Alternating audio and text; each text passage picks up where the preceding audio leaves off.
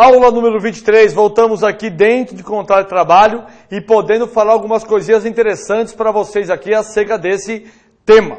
Dentro ainda, tá certo, de remuneração, salário e adicionais. Então vamos lá.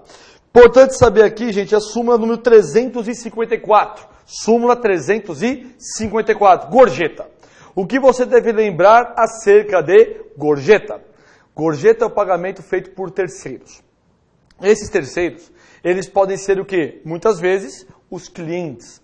Gleibe, existem dois tipos de gorjeta. A gorjeta obrigatória, é aquela que nós pagamos em nota, e a gorjeta facultativa, é aquela que a gente dá um dinheirinho lá para o garçom, para o manobrista ou algo assim. As duas gorjetas deverão estar integradas ou deverão estar inseridas na remuneração. Então, não importa a forma como que se paga a gorjeta.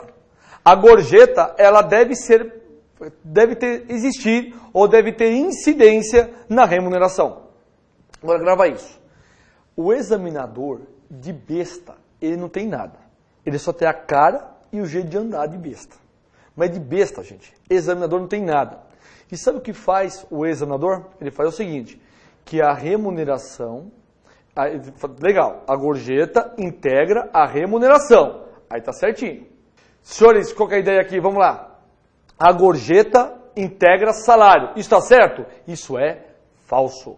Gorjeta e salário na mesma frase, isso é falso. Anota aí.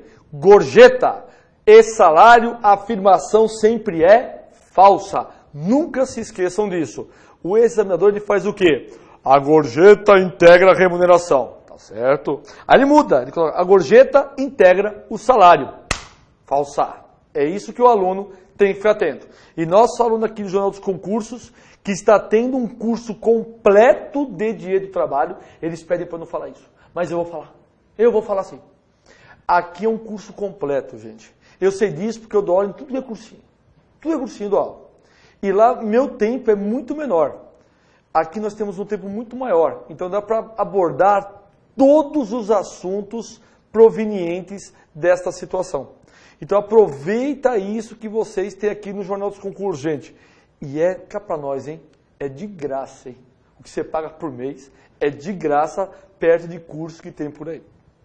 Tudo bem? Só esse toque. Tá te falando, a mesma aula que eu dou aqui, gente, eu dou em outros lugares. Só que lá a mensalidade é R$1.000, 1.200. E aqui, quanto que é, Ivanzinho, para ele ter acesso ao site? R$24,90, acesso ilimitado. Gente, tem que pensar, viu? Então, por favor, aproveitem isso que vocês têm aqui nos nossos concursos. Realmente, isso é uma grande coisa, sem dúvida nenhuma. Gente, outra coisa que você deve saber sobre gorjeta. A gorjeta, ela integra a remuneração, mas ela não poderá ser utilizada como base de cálculo onde?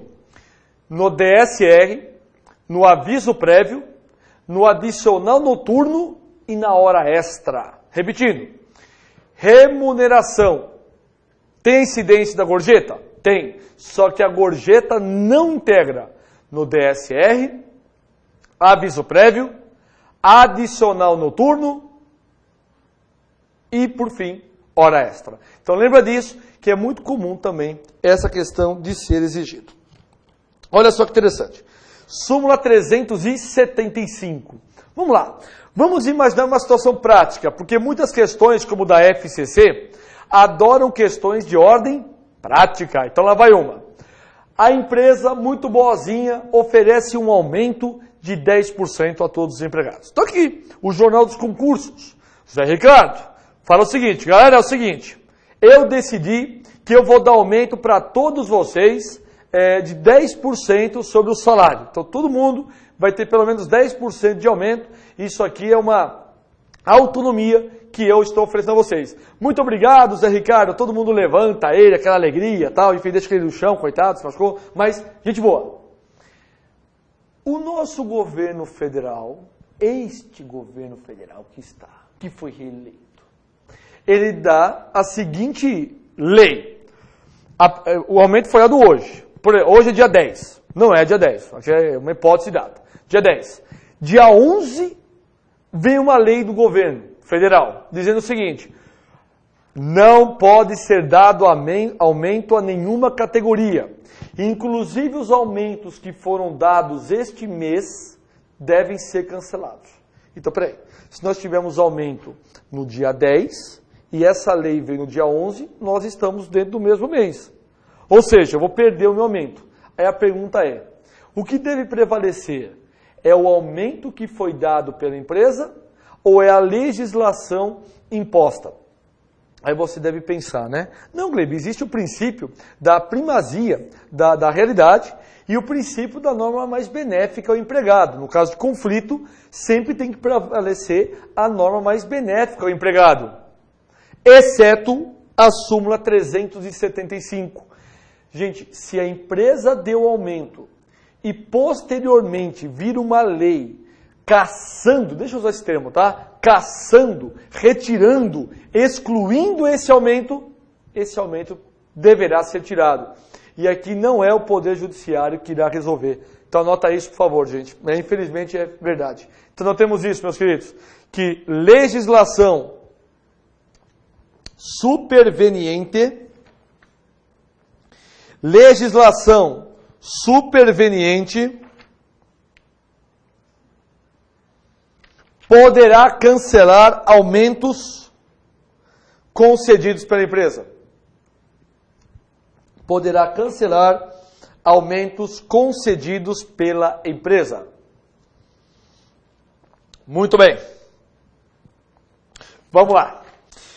Ainda dentro do tema remuneração, meus queridos. Vamos lá. Agora, algumas súmulas importantes do Supremo Tribunal Federal, que são exigidas principalmente das provas de analista judiciário. Então, nível superior, esse eu chamo a atenção de você aqui. Primeira súmula, 207. Todas do Supremo que eu vou falar agora. Não são vinculantes, tudo bem? Não são as vinculantes eu falarei um pouco mais para frente. Súmula 207, vamos lá. As gratificações habituais, quando pagas de forma habitual, as gratificações habituais, quando pagas de forma constante, habitual, ou seja, é uma forma de pagamento contínuo, deve ser inserida no salário. Então, repetindo, as gratificações pagas de forma habitual deverão ser integradas ao salário. Ok? E eu disse salário, porque a súmula 207 não fala o tema ou termo remuneração. E sim, salário. Importante que vocês saibam também sobre isso. Ok? Próxima súmula. Súmula 209. Já ouviram falar do salário produção? Salário produção. Gente, salário produção é aquele em que o empregado ele vai receber um determinado valor diante da produtividade a qual ele faz. Se porventura ele faz 10 peças por dia, ele irá receber 10 peças. Agora, se ele fizer 20, receber 20. E se ele fizer uma, só receberá uma. Agora, o que você deve anotar aí? Se houver um decréscimo, se houver uma redução, se houver um prejuízo de quantidade de peças dadas ao empregado, ele poderá ingressar com uma rescisão indireta. Então, peraí. Qual conta que o empregado faz? Eu recebo 1.000 peças por mês. Eu faço 1.000 peças. Então, meu salário, R$1 cada peça, R$1.000. Legal. De repente, a empresa chega e fala, não, a partir do mês que vem, você somente receberá 50 peças. De 1.000 para 50, a redução foi drástica. O empregado teve prejuízo, ele pode ingressar com uma rescisão indireta. Próxima súmula, 241. Vamos lá? Vem comigo, gente. Súmula 241. Vamos lá, gente? 241 do STF. Vamos lá. A contribuição previdenciária incide também, quer dizer, a contribuição do INSS também incide sobre o abono. Então, todo aquele empregado que recebe o abono, este pagamento também deverá ter incidência no INSS. Por 2 motivos. Motivo 1, o INSS irá arrecadar mais dinheiro. E motivo número 2, este empregado terá um maior valor de aposentadoria quando chegar a sua época de se aposentar. Próxima súmula, 459. Vamos lá, gente. Empregado dispensado sem justa causa. Empregado dispensado sem justa causa. Vamos lá. Uma vez que o empregado dispensado sem justa causa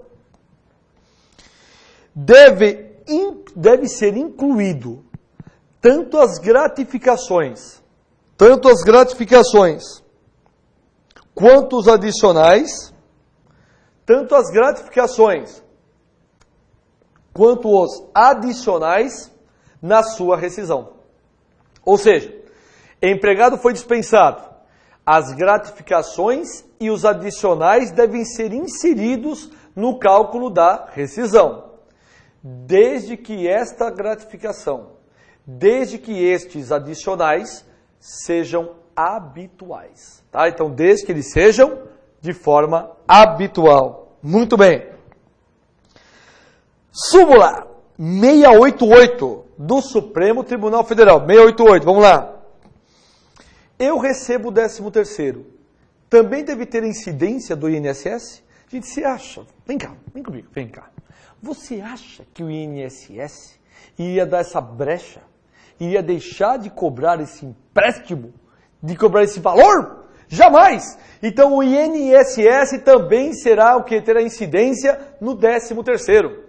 Gente, a legislação trabalhista de caráter tributário, ela é voraz.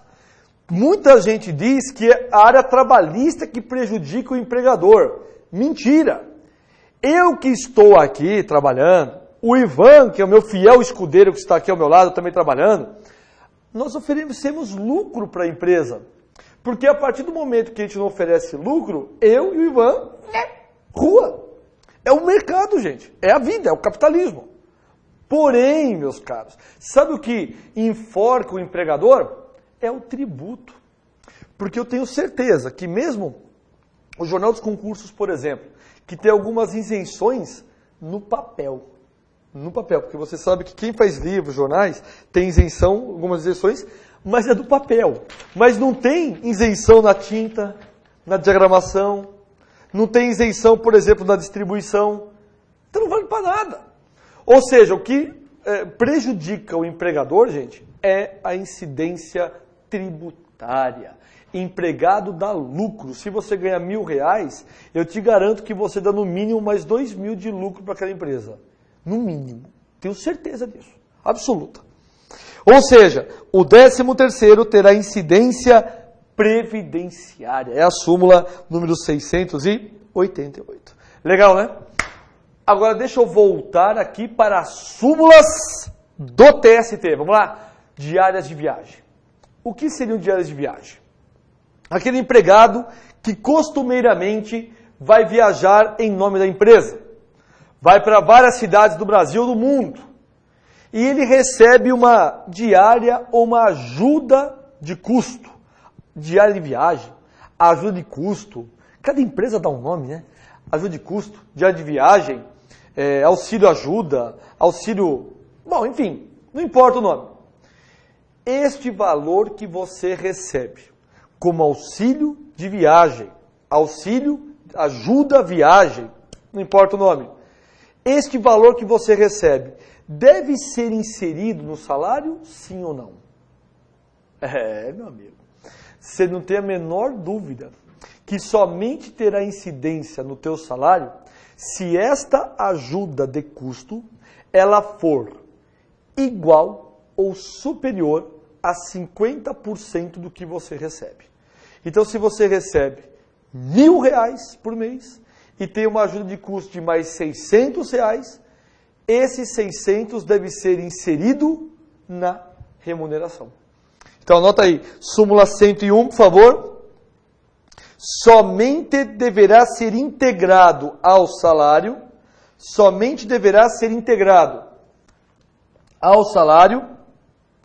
ajudas de viagem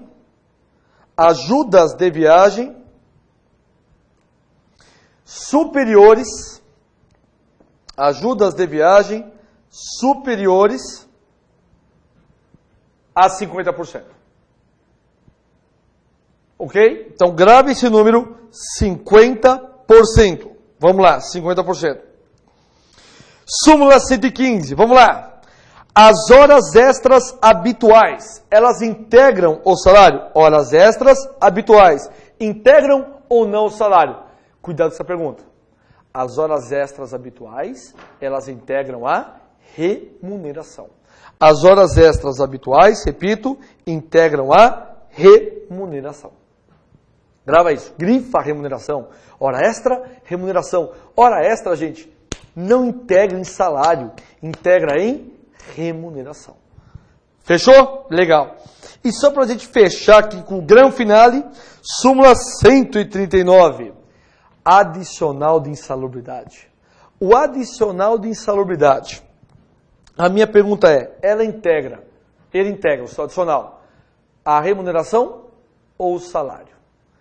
O adicional de insalubridade integra a remuneração.